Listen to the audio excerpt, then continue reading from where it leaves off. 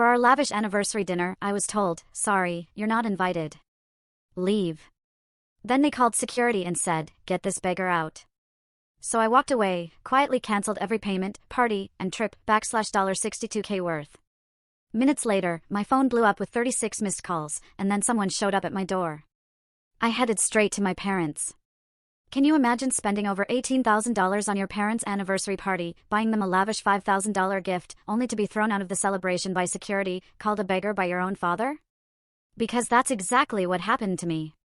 I walked away quietly that night, completely shattered, but what I did next changed absolutely everything. And trust me, it was a moment of pure, unadulterated satisfaction. For over a decade, my name has been Mackenzie Morgan, 34 years old, and effectively, I've been my family's personal ATM. As a successful financial advisor, I always answered when they called with money problems. But my childhood, frankly, was a blueprint for this. Growing up as the middle child, stuck between my golden child older sister, Heather, and my spoiled younger brother, Eric, was like existing in the shadows. My parents, Richard and Elizabeth Morgan, never even tried to hide their favoritism. Heather was the beautiful one, the cheerleader, and every single one of her accomplishments was celebrated with parties and expensive gifts. Eric was the baby, the only boy, who could do no wrong, despite his constant trouble with school and authority. Then there was me, studious, responsible, always desperately trying to earn the approval that just seemed to fall into their laps. I remember bringing home straight A's, and my mother would just shrug, that's expected of you, Mackenzie. When I won the state math competition in high school, my father merely nodded and asked if I could tutor Eric in algebra since I was so good at it. I learned early on that I had to work twice as hard for half the recognition. This pattern only intensified as we got older. My parents shelled out a fortune for Heather's college education at a private university where she barely scraped by with C's. Me? I won a partial scholarship to State University and worked 2 jobs just to cover the rest. No one even showed up to my graduation when I finished with honors in finance. There was a family emergency that day. You see, Eric needed help moving into his new apartment. After college, I started at the bottom of a financial advisory firm, working 70-hour weeks, just grinding to prove myself. Within 5 years, I built a client base strong enough to open my own practice. Specializing in tech industry investments paid off big in Seattle's booming market. By 30, I was making more money than I had ever imagined possible. That's when the calls started coming in more frequently. Mackenzie, dear, your father and I are struggling with a mortgage since he cut back his hours. Could you help, just this month? My mother's voice always had that particular tone, a mix of entitlement and manufactured desperation. 1 month turned into 6, then a year. Soon, I was paying their entire mortgage. Then Eric needed seed money for his first business venture, a food truck he abandoned 3 months later. Then his second, an app that never made it past the concept stage. Then his third, a coffee shop he lost interest in once the novelty wore off. Heather's wedding? Don't even get me started. As maid of honor, I was expected to pay for the bachelorette party in Vegas for 8 women. When I dared to mention my budget constraints, my mother pulled me aside, her eyes narrowed. Your sister only gets married once. Do you want to ruin her special day because you're being selfish with your money? The pattern was so clear, I was excluded from family gatherings unless they needed my checkbook. Last Christmas, I found out they had all gone to Aspen for a ski trip, not from an invitation, but from their social media posts. When I called my mother, hurt, to ask why I wasn't invited, she said, "Oh, we didn't think you'd be interested. You're always working." Yet, 3 weeks later, Eric called because his car was being repossessed. I paid off the $12,000 loan. Of course I did. The anniversary party planning began 6 months ago. My mother called, unusually warm and friendly. Mackenzie, dear, your father and I are celebrating our 40th anniversary this year. We want to have a special celebration at La Maison. La Maison, mind you, is the most expensive restaurant in Seattle, famous for its private events and celebrity clientele.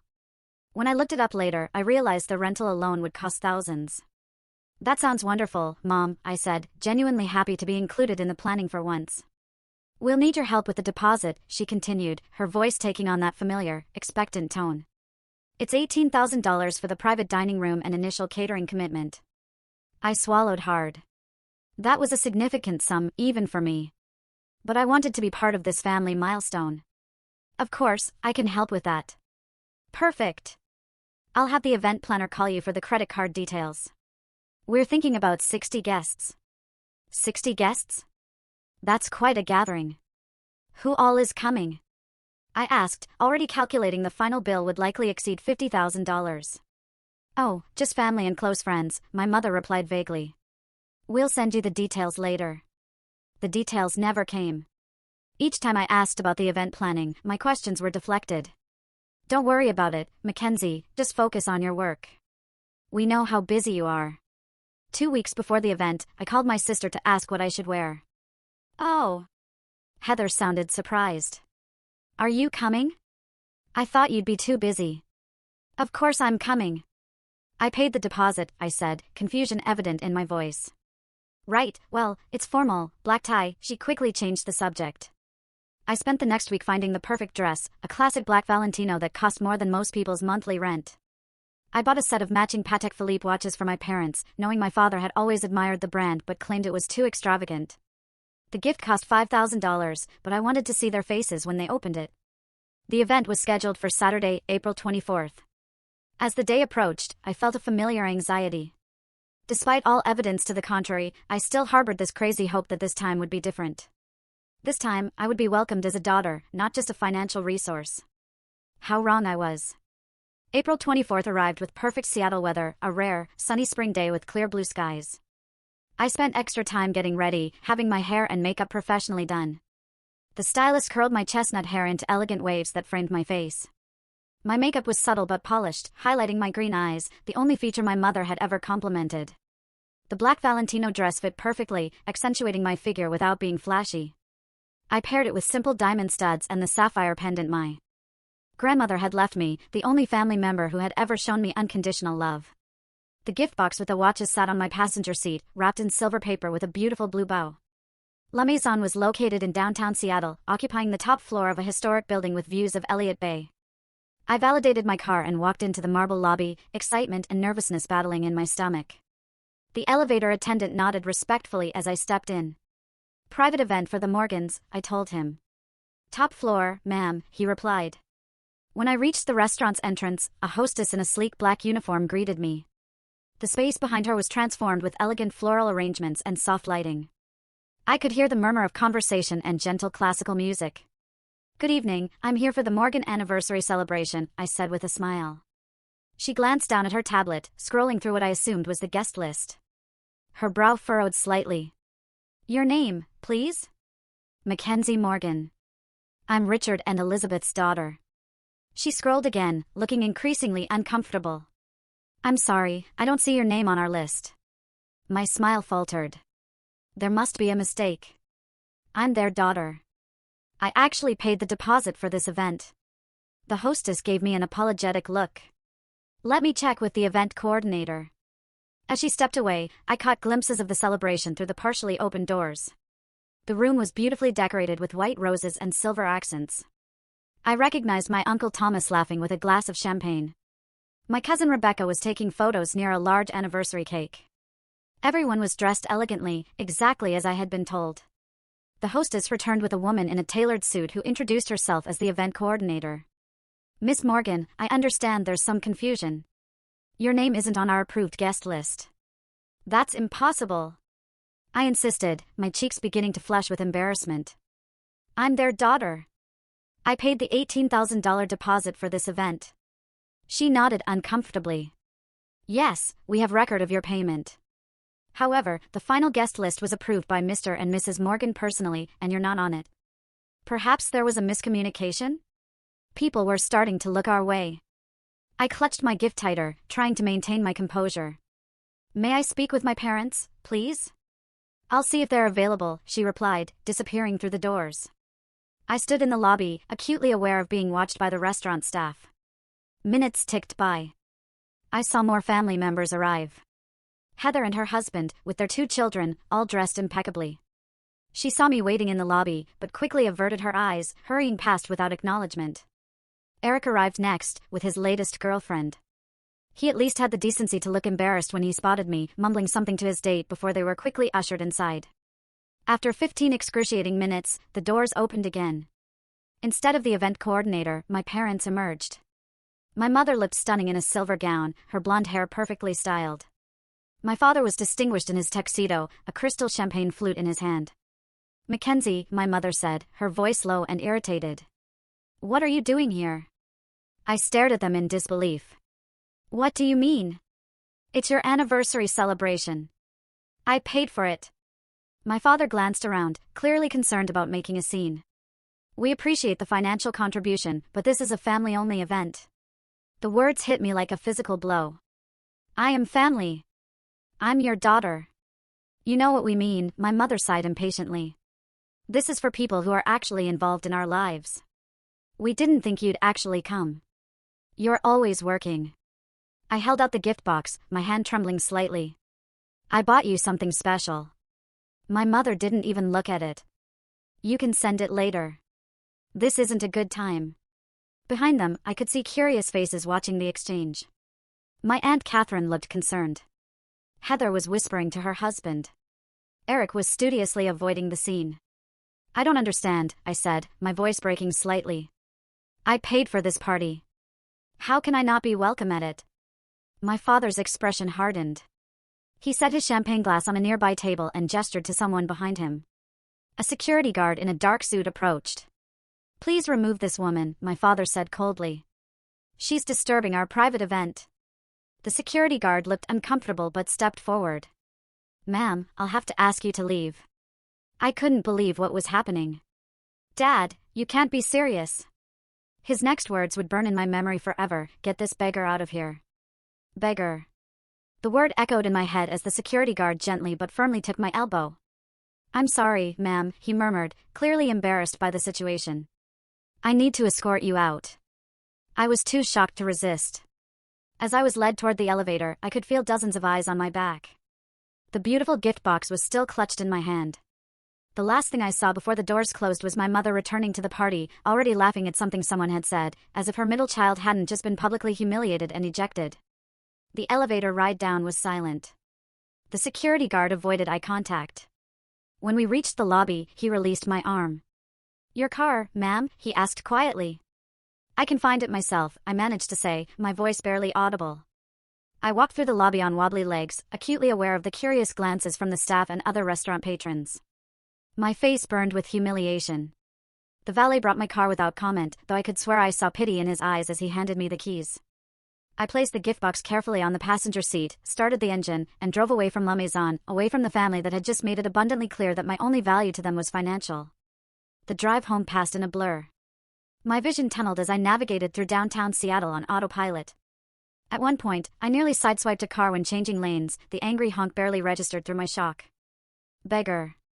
The word kept replaying in my mind, my father's disgusted face accompanying it like a terrible slideshow. I somehow made it to my apartment building in Queen Anne, a modern high-rise with views of the Space Needle. I'd purchased the condo 2 years ago, a personal milestone I'd celebrated alone with a bottle of champagne. My family had never visited, despite numerous invitations. In the parking garage, I turned off the engine and sat in silence. The carefully wrapped gift box mocked me from the passenger seat. The expensive dress suddenly felt constricting, the professional makeup a mask. For several minutes, I just breathed, trying to process what had happened. When the first sob broke free, it startled me with its intensity. Then another came, and another, until I was gasping for air between violent cries. My carefully applied makeup streamed down my face as years of rejection crystallized into this one devastating moment. I don't know how long I sat there, but eventually my phone rang. The screen showed my best friend Jordan's name. With shaking hands, I answered. Hey Mac, how's the fancy party? Are they treating you like the princess you are for once? Her cheerful voice was jarring against my emotional state. They kicked me out, I whispered, my voice raspy from crying. What? I can't hear you, the connection's bad. They had security remove me. I said louder, a fresh sob punctuating the sentence. Wait, what? Jordan's shock came through clearly. Where are you right now? In my car, parking garage. Stay there. I'm coming over. 20 minutes, tops. True to her word, Jordan arrived in record time. When she saw me, still sitting in my car, mascara straight down my face, she opened the passenger door, moved the gift box, and pulled me into a fierce hug. Tell me everything, she demanded. So I did, the words pouring out between fresh bouts of tears, the guest list exclusion, my parents' cold dismissal, the security escort, the beggar comment. Jordan listened, her expression transitioning from shock to outrage. Those entitled, manipulative, soul-sucking vampires, she finally spat when I finished. Mac, this is beyond dysfunctional. This is abuse. They're my family, I said weakly, the default response I'd used to justify their behavior for years. No, Jordan said firmly. Family doesn't treat each other like ATMs. Family doesn't publicly humiliate each other. Family doesn't take and take and take without giving anything back. We made our way up to my apartment, where Jordan helped me out of the designer dress and into comfortable clothes. She removed my ruined makeup while I sat numbly on the edge of my bathtub. Then she poured us both large glasses of wine and ordered delivery from my favorite Thai restaurant. You know the worst part? I said, staring into my wine glass. I have records of everything I've ever given them, every loan, every gift, every bill paid. I keep meticulous financial records, it's literally my job. But I've never had the courage to add it all up. Maybe it's time, Jordan suggested quietly. I nodded, reaching for my laptop. While we waited for the food, I opened my personal finance tracking software. I had a special category labeled Family Support that I had been faithfully documenting for years. With a few clicks, I generated a report. The total made us both gasp. $327,845.38. Over the past decade. Oh my God, Mac, Jordan whispered. That's a house. That's multiple college educations. That's retirement savings. I scrolled through the itemized list, memories attached to each entry, Eric's failed businesses, Heather's wedding and subsequent home renovation, my parents' mortgage payments during the rough patches that somehow never ended, medical bills, car payments, luxury vacations I wasn't invited to join. And that doesn't even include tonight's deposit, I said hollowly. Something shifted inside me as I stared at the number. A quiet rage began to replace the hurt and confusion. I opened my credit card app to check recent transactions and discovered something that made my blood boil. They're still using my card, I said in disbelief. Look at these charges from today, additional catering, for $1,500. Premium bar package, $3,200. Anniversary cake from Celebrity Bakery, $800. They didn't even tell me, I whispered. They just kept charging. On a hunch, I opened Instagram. Sure enough, Heather had already posted photos from the event. One showed my parents cutting the elaborate cake I had unknowingly paid for. The caption read, celebrating 40 years of the perfect love story with our tight-knit family. So blessed to have parents who taught us what unconditional love truly means. I scrolled through more photos. One showed Eric presenting my parents with what appeared to be plane tickets. His caption, Alaska cruise for the anniversary couple. Can't wait to hear about your adventures. The cruise I had booked and paid for 3 months ago, presented as his gift. Another photo showed Heather's husband raising a toast to Richard and Elizabeth and the wonderful family vacation they're hosting for all of us in Disneyland next month. The Disneyland trip I had arranged and funded as a surprise for my niece and nephew, now being claimed by others. They're taking credit for my gifts, I said, my voice strangely calm now. They're using my money to buy themselves adoration. Jordan looked at the phone, then at me. What are you going to do? I closed the laptop and set down my wine glass. The hurt was still there, but now it was crystallizing into something harder, more resolute. I'm done being their ATM. I slept surprisingly well that night, as if my body needed to shut down and process the trauma. When I woke up the next morning, the events of the previous night came flooding back, but the overwhelming emotion had been replaced by something else, determination. I showered, made coffee, and sat at my kitchen island with my laptop. It was Sunday, so my office was closed, but I texted my assistant Chloe, who had been with me for 5 years and knew more about my family situation than anyone except Jordan. Need your help with something personal. Can you come by my apartment around 10 o'clock? She replied immediately, of course. Everything okay? It will be, I wrote back. While waiting for Chloe, I created a new spreadsheet. This one wasn't just a record of past transactions, but a comprehensive list of all current and future financial commitments I had made to my family. 1. $18,000 anniversary party deposit at La Maison, already paid. 2. $22,000 Alaska cruise anniversary gift, paid, scheduled for June. 3. $9,000 for Heather's family trip to Disney, paid, scheduled for May. 4. $1,500 business loan to Eric, funds transferred but not yet used. 5. $8,000 country club membership renewal for parents, due next week. Total current obligations, $62,000. I stared at the number. That was more than many people made in a year, and it represented just the current commitments, not the hundreds of thousands already spent.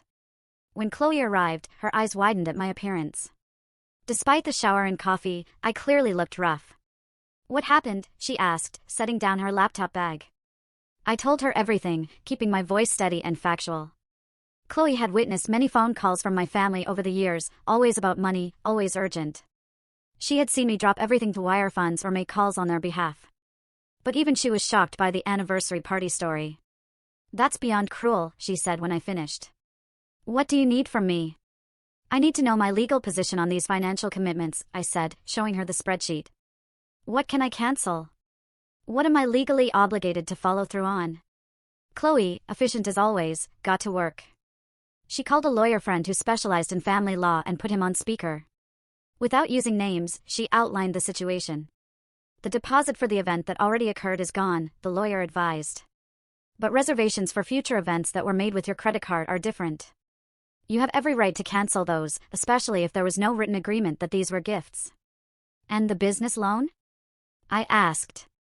"If the money hasn't been used, and there was no formal loan agreement, you can recall those funds. It would be different if it had been clearly documented as a gift." "None of it was documented," I said. "That was by design. They always kept things verbal." After the call ended, Chloe looked at me. "What's the plan, boss?" "I'm going to cancel everything," I said firmly. "Every reservation, every payment, every future commitment. And I'm going to document exactly how much I've given them over the years, so when they inevitably come asking for more, I have a clear record to show." "They'll be furious," Chloe warned. "I know," I said quietly. "But I can't keep doing this. Last night made it clear that no amount of money will ever buy their love or respect. I've been trying to purchase a place in their family that they have no intention of giving me." Together, Chloe and I expanded the spreadsheet to include all historical transactions. We categorized them by family member, by year, and by type of expense. We calculated interest that would have accrued had these been formal loans. We estimated the opportunity cost of these funds had they been invested in my standard portfolio. The final document was staggering. Over $320,000 in direct payments. Nearly $80,000 in estimated lost investment returns. Over $400,000 total. "I could have bought a vacation home," I whispered, staring at the number. "I could have funded an entire charitable foundation." "You still can," Chloe reminded me, "once you stop the bleeding." We set up email notifications for when the cancellations would be processed. I knew the fallout would be swift and severe. My family would not take this financial cutoff lightly. "Are you ready for their reaction?" Chloe asked as we finished our preparations. I hesitated for a moment. The familiar guilt and obligation surfaced.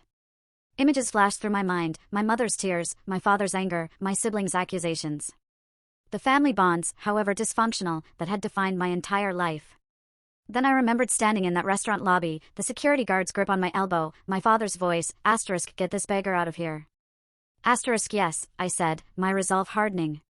"I'm ready." Monday morning arrived with a sense of purpose I hadn't felt in years. I had made my decision, and now it was time to execute my plan with the same methodical precision I applied to my professional life. My first call was to La Maison. I asked for the event manager who had handled my parents' anniversary. "Miss Morgan, how can I help you?" she asked, her voice cautious.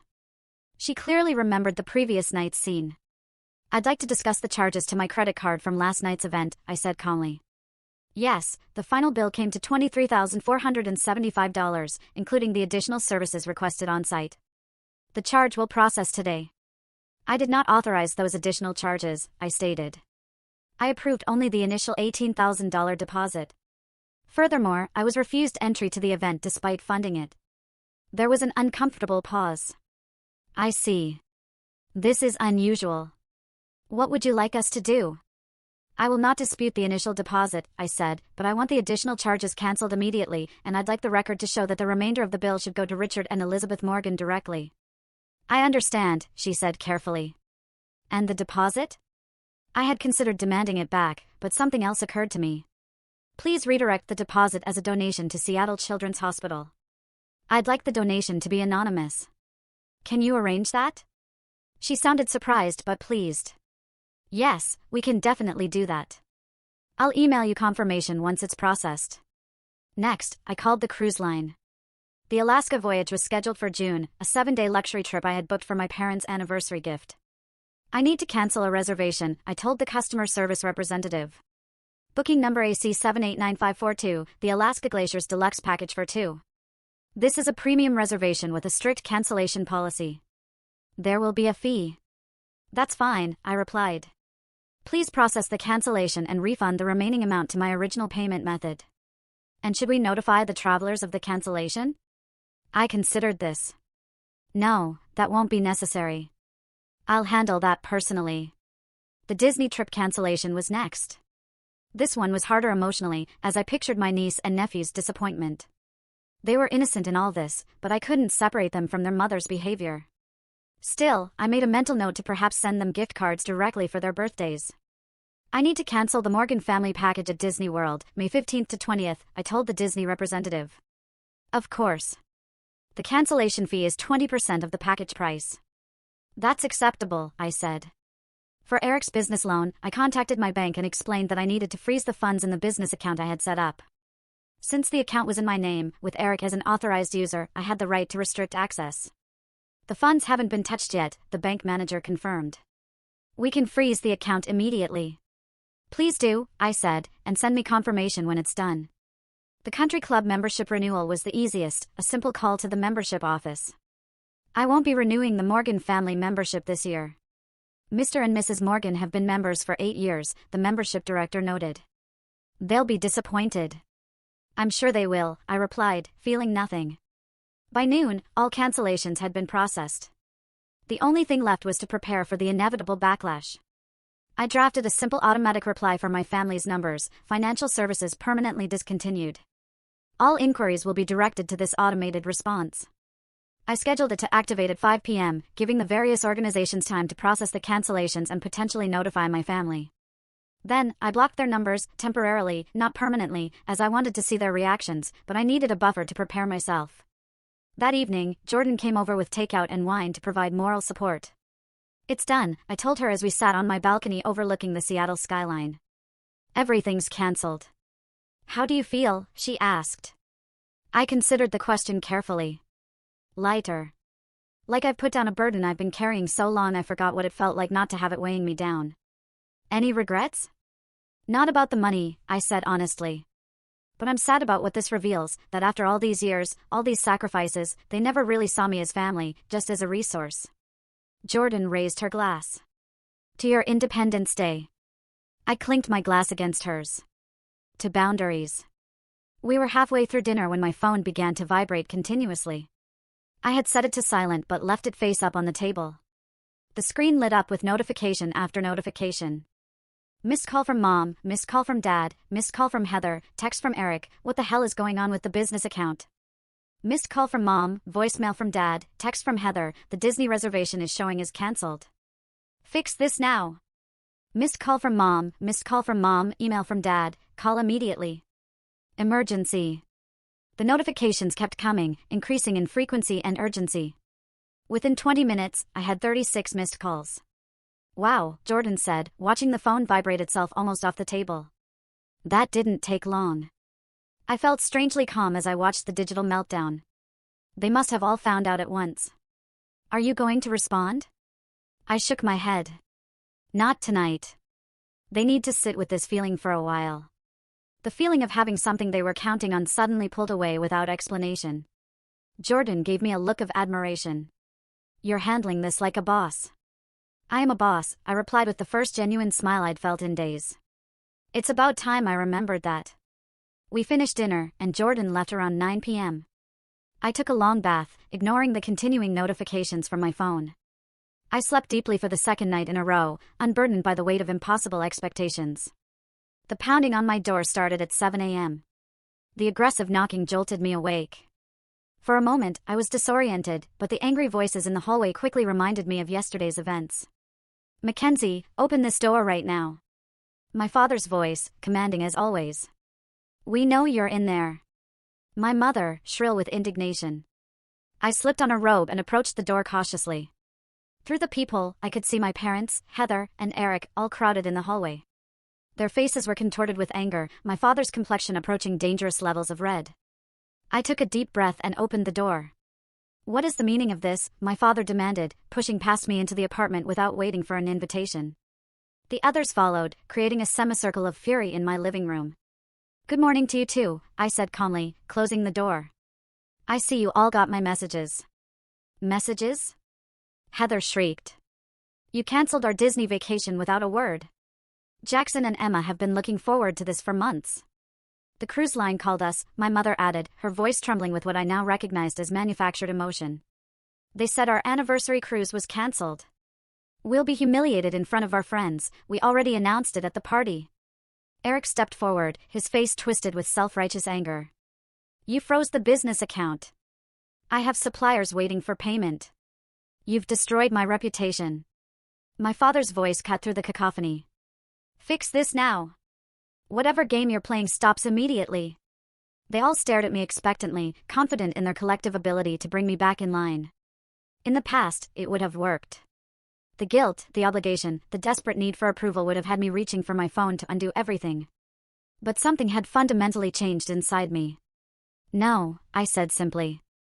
The single word landed like a bomb in the room. There was a moment of stunned silence before they all started talking at once again, voices rising in pitch and volume. You're clearly having some kind of breakdown, my mother declared. This is why you're always alone, Heather snapped. You're unstable. I'll sue you. Eric threatened. That money was promised to me. My father stepped close, using his height to try to intimidate me, as he had when I was a child. You will fix this mess right now or you're no longer part of this family.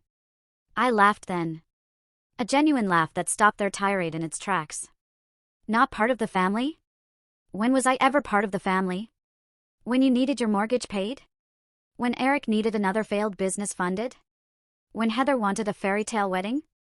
That's not family, that's exploitation. I walked to my desk and picked up the printed spreadsheet Chloe and I had prepared.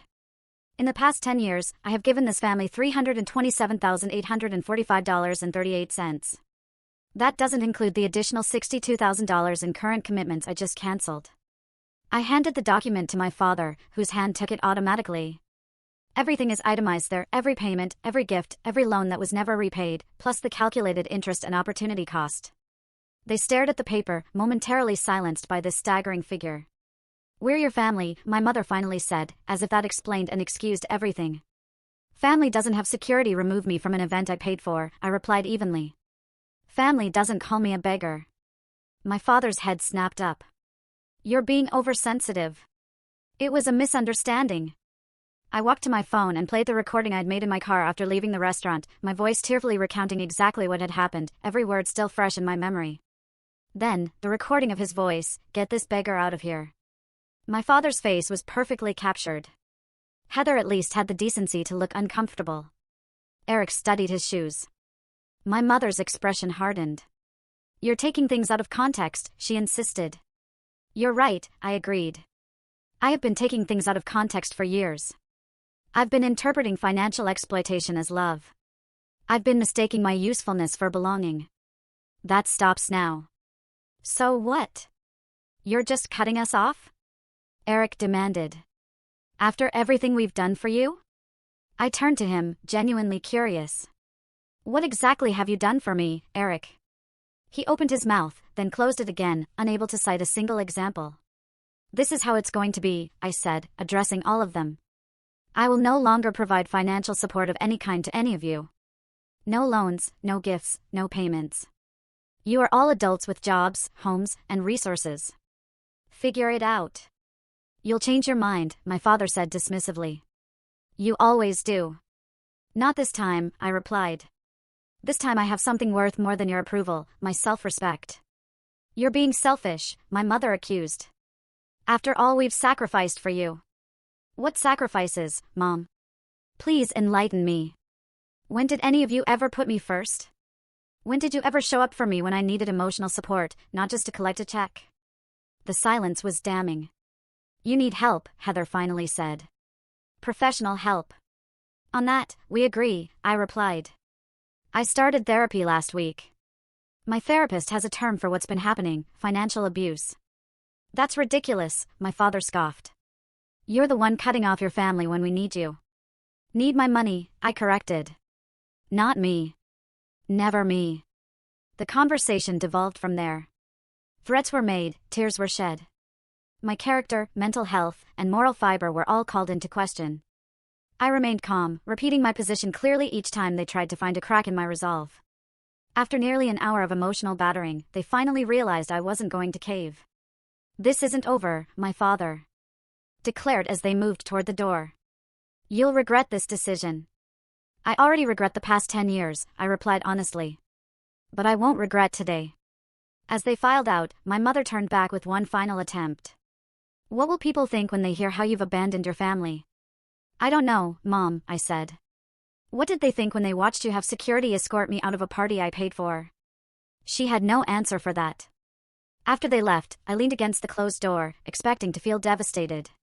Instead, I felt strangely peaceful. The confrontation had been ugly, but necessary. The threats and manipulation that had worked so effectively in the past now seemed transparent and pathetic. My phone pinged with a text. I braced myself for more family drama, but it was from my cousin Rebecca. I saw what they did to you at the party. It was cruel and wrong. I wanted to say something but was too cowardly. I'm sorry. For what it's worth, I'm proud of you for finally standing up for yourself. It was the first genuine expression of support I'd received from any family member. I texted back a simple thank you. That means a lot. Perhaps I wasn't completely alone in the extended family after all. It was a small comfort, but real, and reality, however painful, was better than the illusion I'd been living in for so long. 6 months passed like a dream. Fall arrived in Seattle, painting the city in rich oranges and reds, the crisp era metaphor for the clarity I'd found in my life. The immediate aftermath of the confrontation had been challenging. My family had tried various approaches to regain their financial foothold in my life. My father sent formal emails demanding repayment for all they had invested in raising me. My mother left tearful voicemails about medical issues that mysteriously resolved when I didn't respond. Eric claimed his business was failing because of me. Heather sent photos of her disappointed children, captioned with guilt-inducing messages about their cancelled Disney trip. I maintained my boundaries through it all, focusing instead on my own healing journey. Dr. Melissa Chen, my therapist, had been instrumental in that process. Our weekly sessions helped me unpack decades of emotional manipulation and recognize patterns I'd been blind to. Family systems like yours don't develop overnight, she explained during one particularly insightful session. Your role as the provider was established early and reinforced consistently. Breaking free requires not just setting boundaries, but maintaining them through the inevitable pushback. The pushback had indeed been fierce. Flying monkeys were deployed, distant relatives and family friends calling to tell me how devastated my parents were, how I needed to reconcile before it was too late. I politely but firmly ended these conversations, refusing to justify my decisions to people who had watched the exploitation for years without comment. My professional life flourished as I redirected energy previously consumed by family drama. I expanded my client base, hired 2 new advisors, and was featured in a financial magazine. New friendships blossomed too. Through a support group for survivors of family financial abuse, I met Alana, Desiree, and Thomas, who understood my experience in ways even Jordan couldn't. Our monthly dinners became a safe space for sharing victories and setbacks in our parallel journeys. As October arrived, I faced my first holiday season with my new boundaries intact. Thanksgiving had always been a fraught occasion in the Morgan family, elaborate celebrations that I was expected to fund but never fully welcomed into. This year would be different. I'm hosting Friendsgiving, I announced to Jordan over coffee one morning. Will you come? Try and stop me, she grinned. Who else are you inviting? The support group crew, some colleagues, Chloe and her husband. And actually, my cousin Rebecca reached out again after her initial text of support. Rebecca and I had cautiously reconnected. She shared that my parents had spent years controlling the family narrative about me, painting me as cold, work-obsessed, and uninterested in family bonds. My public disinheritance, as they characterized it, had created fissures in the extended family, with some questioning the established narrative for the first time.